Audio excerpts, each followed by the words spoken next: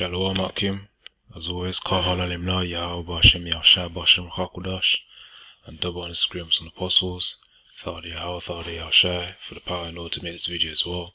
Shalom meaning peace, and of course, Kah Halalim La meaning all praises to Yahweh being the name of the Most High in the ancient Hebrew, and Yahushua being the name of the Messiah in the ancient Hebrew as well. And from today's title, this is pretty much a video that's based upon how the MOTB, the mark of the beast, can then be implemented into pretty much in the one part of life, which is cars. As you can tell from the title, it says this car has no key, and I'm gonna play it, then make some commentary, then bring out some precepts as well. But yeah, let's just get straight to it. What's up, guys? I've got the key to this Genesis GV60 performance. Shout out to Miles. You guys already know about the miles per hour intro, but the key is me. It's my fingerprint, actually. That's a corny intro. But yeah, I've been driving around this Genesis GV60 performance for the past couple of days, almost a week, and I have not had a key fob with me once yet. And I want to talk about that, because I think it's actually been a really interesting experience. Now, I've actually never driven a Genesis before, and so this is my first time trying what I've seen on the streets and kind of known as the high-end Hyundai. And it turns out there's a lot that these have in common with Hyundai, but let me walk you through it, and then I'll explain why I haven't had a key. So the GV60 is the smallest in their entire Genesis crossover lineup. There's also a GV70 and a GV80, both of the EV6 GT. They light up.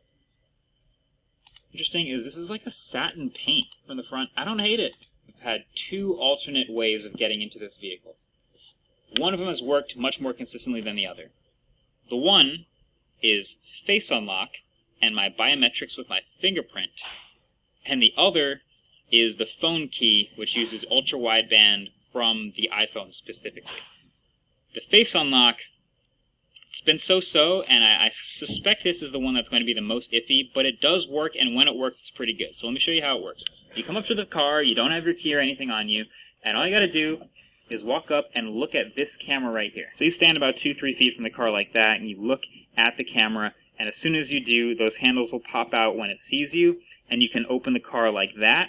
Whenever you want to close it, and you just hit that little sensor right there, it locks the car up for you.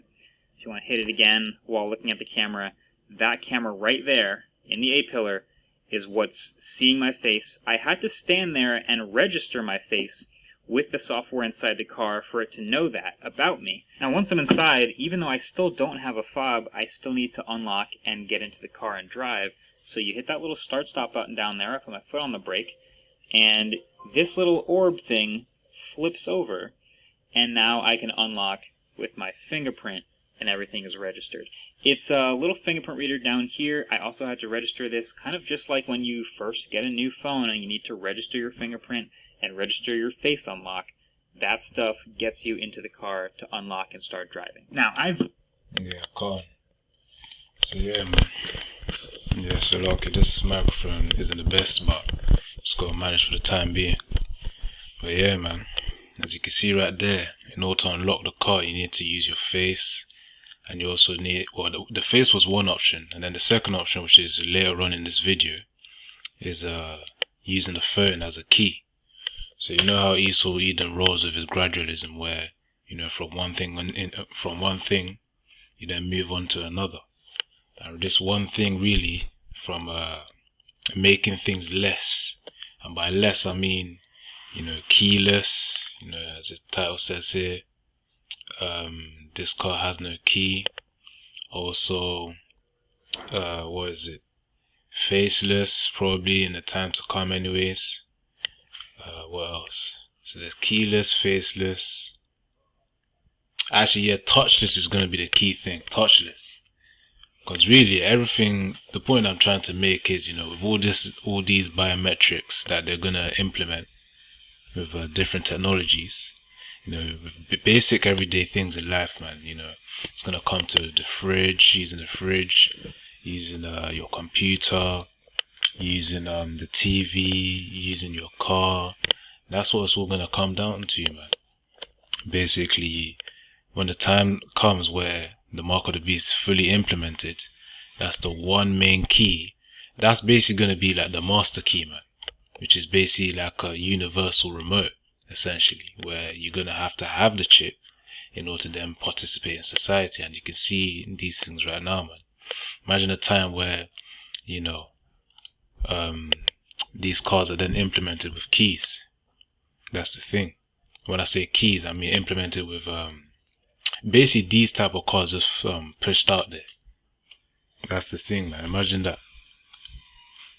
So, of course, let me try to get a 01414. First precept. Because we know how Esau rolls, man. He's gonna try put his fit. Well, he's gonna try and. He's pretty much just trying. Let me just read the precepts a lot here, and then I'll break it down after.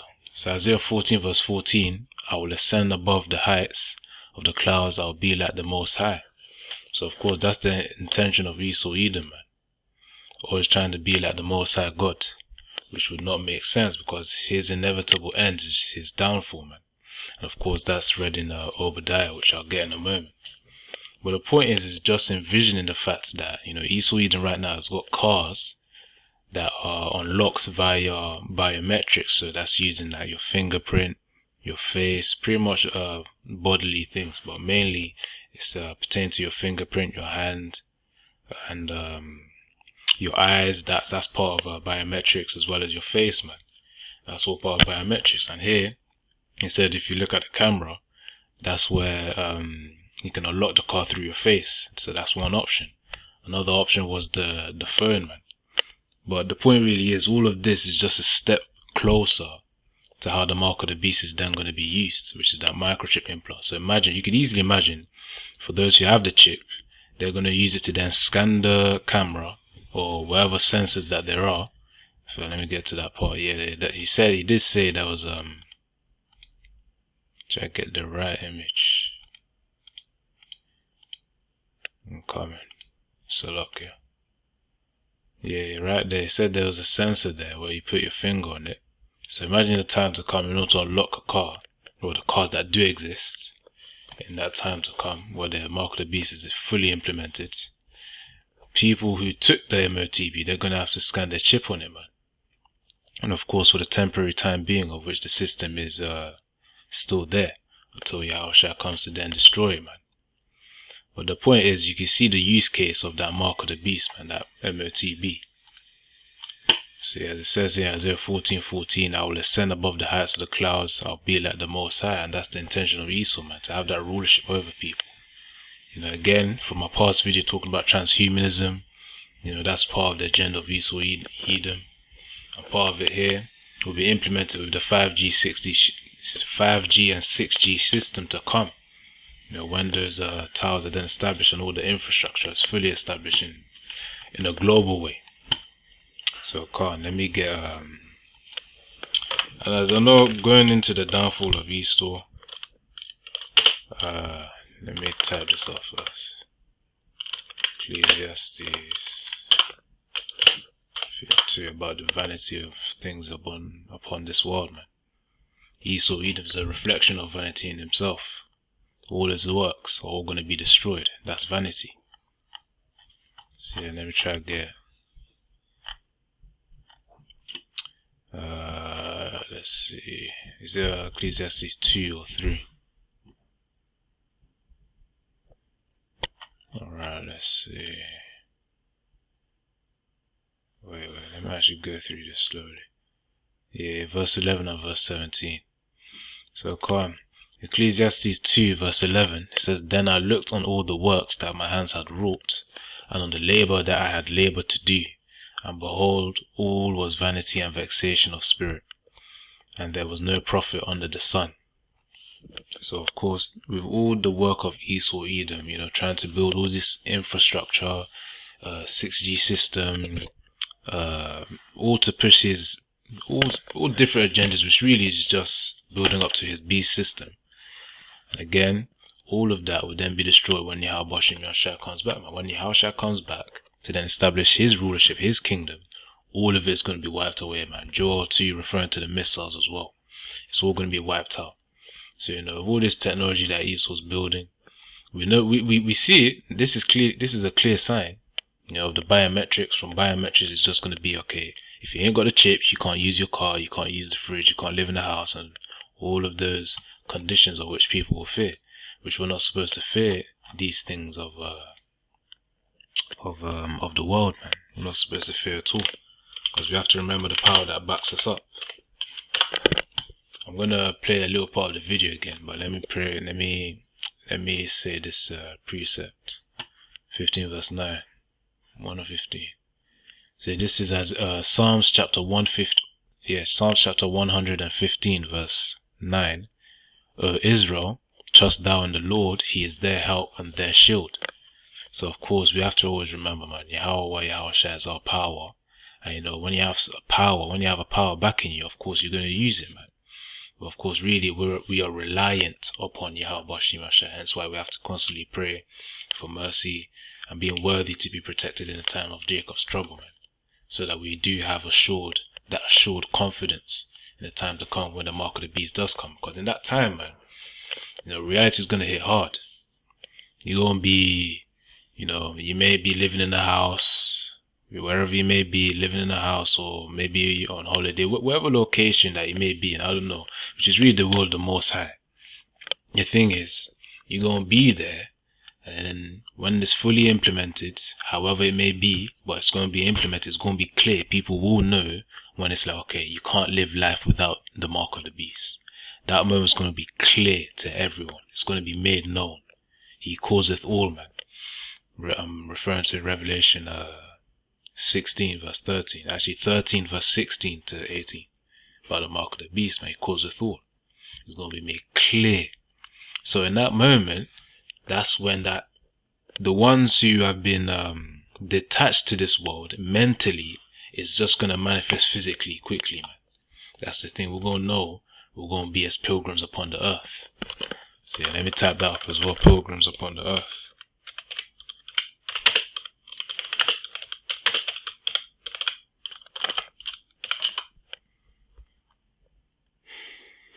Let's see. Let me try Pilgrim's Earth. Yeah, of course. Alright, where? Then this is the one, should be. Okay, Hebrews 11 verse 13. These all died in faith, not having received the promises, but having seen them afar off, and were persuaded of them, and embraced them, and confessed that they were strangers and pilgrims upon the earth, man. We've got to be detached to this world, detached from this world. And again, just to reiterate, detached from this world, which means you remove yourself. And of course, it all comes mentally, man. Again, currently the mark of the beast system isn't implemented yet, but it will be soon. Yahweh Bashim Yasharatazar. But for the time being, we use the world for as it is, you know, as a tool for what we need it for. And, you know, go upon our daily lives and, you know, keep doing the works and keep enjoying, man. But we have to know that's the major moment, man. And by the way, just to clarify things as well, using fingerprints and Face ID, you know, for your phone, it's not the mark of the beast, man. The mark of the beast is when that chip is then inserted under your skin. That's the mark of the beast. The Neuralink chip, and whatever company is gonna start implementing chips, implanting chips under the skin, man. That's when the true transhumanism agenda begins. That's when Esau Edom's gonna go hard on his transhumanist agenda and his own plans. But yeah, man, that's the mark of the beast, not the Face ID, not the biometric stuff that's going on today. It's all the biometrics is just a stepping stone for the mark of the beast, which again, the mark of the beast is what you need to peel your eyes for, man.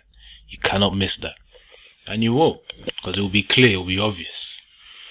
And yeah, man, of course, for those that it's not obvious, obviously it's just the will of the Most High playing now. But the point is, it's the mark of the beast that goes under the skin, man. It goes under.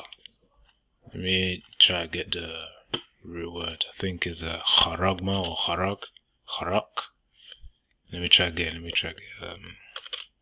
Revelation 13.